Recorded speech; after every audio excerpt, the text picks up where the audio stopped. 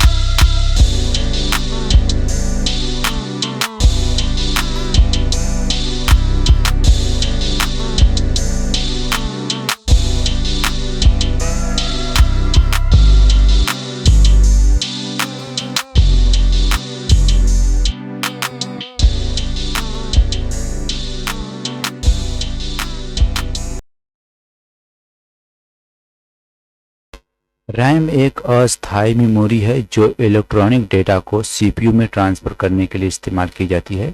आज से 20 साल पहले रैम 200 MB, 500 MB या उससे ज़्यादा 1 GB तक ही होती थी, लेकिन आज के समय में 2 GB से लेके 8 GB, 16 GB, 32 GB तक इस्तेमाल होती है। रैम की कैपेसिटी जितनी ज़्यादा होगी उतनी ज़्यादा वो स्पीड देगी। रैम दो तरह की होती है, एक डायनेमिक रैम होती है और एक स्टैटिक रैम। ज़्यादातर कंप्यूटर में डायनेमिक रैम का इस्तेमाल किया जाता है क्योंकि ये स्टैटिक रैम से सस्ती होती है जबकि स्टैटिक रैम 4 या 6 ट्रांजैक्शन से मिलकर बना होता है, जो डायनेमिक रैम से फास्ट होती है।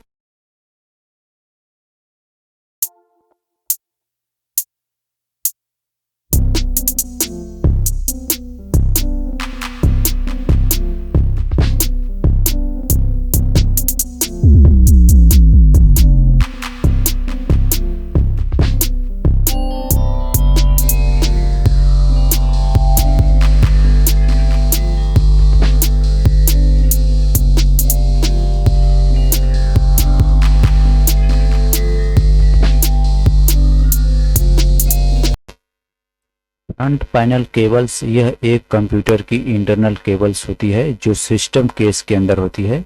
इस केबल का इस्तेमाल कंप्यूटर को start, reset, power LED lights और हार्ड डिस्क एलईडी लाइट्स के लिए होता है। इसके अलावा यूएसबी और ऑडियो केबल्स भी फ्रंट पैनल केबल के रूप में जानी जाती है, जो कि सिस्टम केस के फ्रंट साइड में होती है।